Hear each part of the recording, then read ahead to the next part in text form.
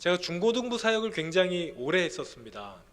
굉장히 오래 하면서 제가 딱 처음에 부임하면 항상 하는 설교가 있었습니다. 무슨 설교였냐면, 여러분들 혹시 그 중고등부 예배에 들어가 보셨나요? 들어가 보신 분들 좀 있을 텐데, 얼마 전까지 중고등부였던 친구들도 있을 거고, 몇 년 전까지. 그런데 거기 가면 일단 아이들의 신발이 뭘까요?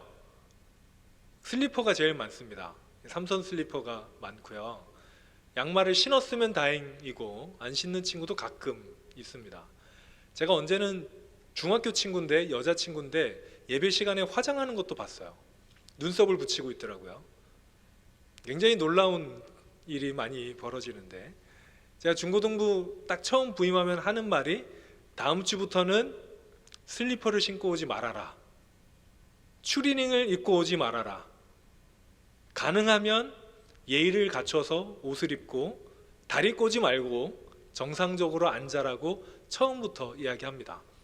한 주 만에 고쳐지지 않습니다, 그게. 그런데 계속해서 강조하고 핸드폰 보지 않는 거, 이런 것들을 강조하다 보면 어느덧 아이들이 그렇게 따라합니다. 왜 제가 이런 강조를 했을까요? 왜냐하면 몸가짐이 마음가짐을 이끌어내기 때문입니다. 여러분, 우리의 몸의 표현은 우리 마음이 표현되는 것입니다. 아까 제가 찬양할 때 좀 이제 아쉬운 마음이 좀 있긴 있었어요. 저희 항상 청년부들 찬양할 때 제가 아쉬운 마음이 뭐가 있냐면, 우리 청년부들이 표현할 줄을 잘 몰라요. 사실 저희 청년부들 자리가 요 앞에 10줄이거든요. 양쪽에 비어있죠. 고향에 많이 갔습니다. 제가 아는 친구는 한 30명 정도 고향 가서 이번 주 못 나온다고 저한테 얘기를 했었는데, 제가 듣고 이번 주 과연 사람이 있을까 싶었는데, 그래도 함께 예배드리는 여러분 반갑습니다. 자, 청년부들 찬양할 때 제가 계속 아쉬운 게 뭐냐면, 표현할 줄 모른다는 겁니다. 여러분, 찬양할 때 손을 드는 것은 어떤 표현입니까? 제 마음을 하나님께 드립니다, 혹은 항복합니다 라는 뜻도 있고, 또 하나님의 은혜를 제가 받겠습니다, 여러 가지 의미로 손을 들 수 있겠죠. 제가 많이 하는 건데, 가슴에 손을 얹는 거는 제 진심을 다해서 하나님께 찬양합니다, 저를 받아주십시오, 이런 의미가 되겠습니다. 우리의 언어는 말로만 있는 것이 아니라 온 몸으로 언어를 실행하죠. 그래서 비언어적 커뮤니케이션이라고, 말하지 않고 표정이나 행동이나 이런 커뮤니케이션이 실제로 의사소통의 70%를 차지한다는 연구 결과도 있습니다. 그런데 우리 청년들은 말로만 찬양하는 경우가 굉장히 많아요. 박수도 굉장히 앞에서 치라 그러니까 이렇게. 근데 저는 그 청년들의 그 속을 보면 그렇지 않거든요. 굉장히 흥이 있고 놀려고 하면은 굉장히 잘 노는 친구들인 걸 1년 동안 발견을 했습니다. 그래서 저는 청년들이 예배 시간에 그것들을 발산하기를 굉장히 원하고 있는데, 이처럼 마음에 있는 것이 몸으로 발산이 돼야 됩니다. 그리고 몸가짐이 마음가짐을 이끌어내기도 하죠. 그리고 우리의 몸가짐을 형성하는 것이 무엇이냐면 습관이라는 겁니다. 우리의 습관이 결국 우리의 마음을 형성하게 됩니다. 그래서 이 몸의 습관이 굉장히 중요합니다. 오늘 본문인 에스겔 11장은요, 하나님께서 예루살렘에 내리실 심판에 대해서 이야기하는 장면이거든요. 여러분, 에스겔을 읽어보셨습니까? 아마 우리 청년들은 잘 안 읽어보셨을 거예요. 에스겔까지 도달하기가 굉장히 험난합니다. 처음에 구약 성경을 읽다 보면 창세기 잘 읽다가 출애굽기 20장부터 막혀요. 막히다가 그것을 지나가면 또 잘 가다가 레위기 초반부에 막힙니다. 이 번제, 속죄제, 속건제 이거 할 때 좀 막히거든요. 그러다가 조금 지나가다가 민수기에서 사람들 숫자 셀 때 한번 막히고요. 그리고 이제 신명기에서 이 성막을 짓는 장면에서 또 막힙니다. 이렇게 막히다가 마지막에 막히는 게 무엇이냐면, 시편에서 한번 막히고, 이사야에서 막히고, 마지막에 예레미야에서 굉장히 크게 막혀요. 그러니까 이 예레미야 다음에 에스겔로 오기 때문에 에스겔 오기가 쉽지 않습니다. 그래서 아마 제가 무시하는 게 아니라 억지로 읽지 않았으면 우리 청년들이 에스겔 읽기가 쉽지 않았을 겁니다. 에스겔의 내용이 뭐냐면, 하나님께서 이스라엘에게 처음에 심판을 명령하세요. 제가 지난번 설교에서도 한번 이야기했는데 에스겔은 1차 포로 때 포로로 끌려간 사람이거든요. 근데 포로로 끌려갔는데 에스겔을 통해서 하나님이 예루살렘이 완전히 멸망할 거다라고 심판을 먼저 선포하십니다.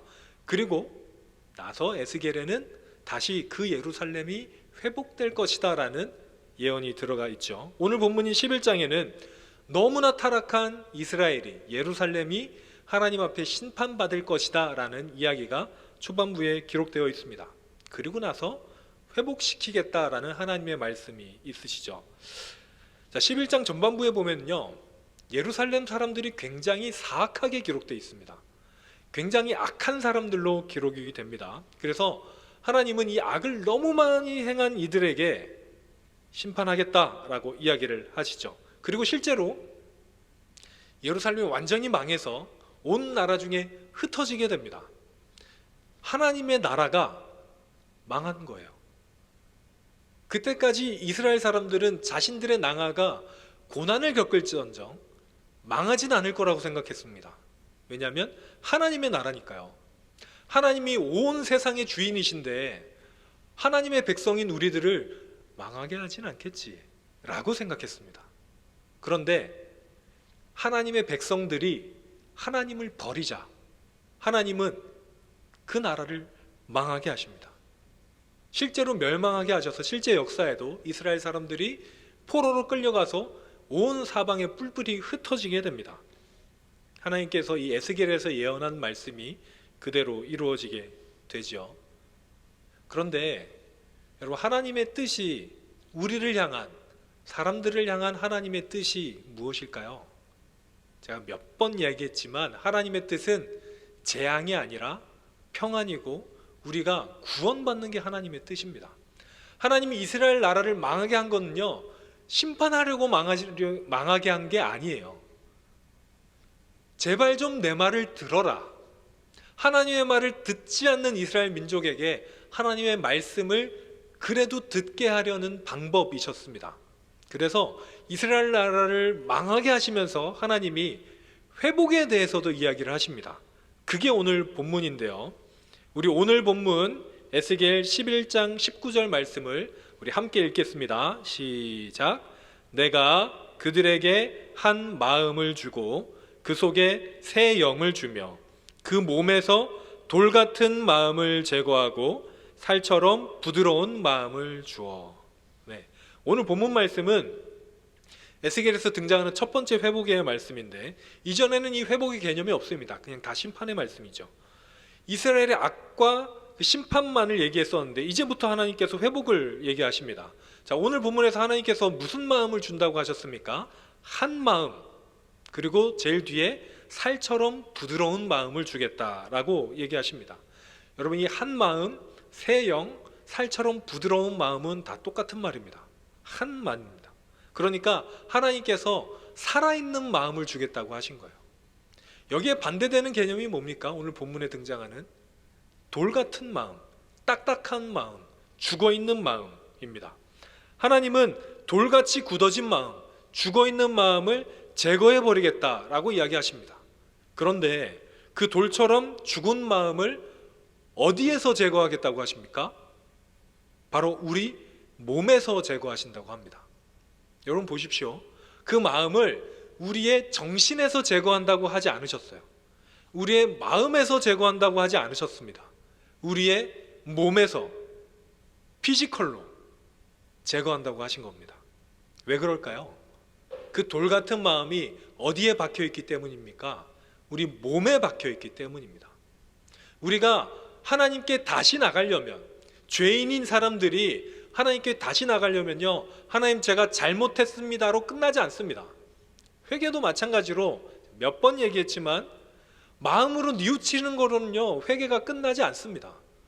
뉘우치고 행동이 변해야 되는 거죠. 삶이 변해야 회개가 되는 겁니다. 우리 몸이, 우리의 행동이 변하지 않으면 그것은 참된 회개가 아닌 겁니다. 우리가 계속해서 죄를 저지르면서 하나님 제가 이거 잘못한 거 알아요, 눈물 흘리며 회개하고 또 그 일을 반복하고 계속한다면 여러분 그거 회개 아닙니다. 그냥 저희의 자기 만족일 뿐입니다. 눈물을 아무리 흘려도 여러분 그거는 하나님께서 받아들이시는 회개가 아닐 겁니다. 우리가 말씀 앞에 서기로 이번 1년 동안 결단하지 않았습니까? 우리 청년부의 목표가 이번 한 해 동안 큐티를 통해서 말씀 앞에 서는 것인데요. 여러분 이 말씀 앞에 서는 게 너무 어려워요. 하루 서는 건 참 쉽습니다. 이틀 서는 거 괜찮아요. 일주일 정도 하는 거 괜찮습니다. 그런데 유지하기가, 우리 평생 동안 하나님의 말씀 앞에 서는 그 습관을 들이는 것이 굉장히 어렵습니다. 왜냐하면 돌처럼 딱딱한 우리 몸에 굳어있는 습관을 살을 잘라내듯이 잘라놔야 되기 때문입니다. 그러려면 피가 흐르고 상처가 나고 고통이 심합니다. 그걸 견뎌내야 우리가 말씀 앞에 평생 동안 설 수 있습니다. 제가 이번 1년 동안 우리 청년부들 말씀 앞에 서는 훈련을 시키기로 다짐한 이유를 지난주, 지지난주 계속해서 얘기했습니다. 왜냐하면 우리 청년들의 신앙이 이어져 가기를 원하기 때문입니다. 제가 중고등부 또 청년부도 굉장히 오래 사역했는데 청년부들이 대부분 언제 실패하냐면 청년부를 떠나면서 신앙에서 실패합니다. 이사가고 학교 때문에 다른 데로 떠나고, 좀 있으면 멀리 떠나는 친구가 저기 앉아 있는데 대전으로, 학교 때문에 다른 데로 이사가고 군대 가고 학업 때문에 혹은 취업해서 다른 데로 멀리 떠나 있는 그 사이에 청년들이 신앙에서 실패하는 경우가 너무 많습니다. 우리가 같이 공동체에 있을 때는 끌어안아 주니까 신앙에 서 있는데 자기 혼자 말씀 앞에 서 있는 훈련을 하지 못한 청년들이 부모님의 눈길에서 떠나고 홀로 설 수 있을 때 신앙에서 아예 탈락하는 모습을 너무 많이 보게 됩니다. 그래서 저희는 이번 1년 동안 계속해서 말씀 앞에 서는 훈련을 하기로 다짐했습니다. 그런데 그 훈련을 하기 위해서 우리는 피를 먼저 흘려야 됩니다.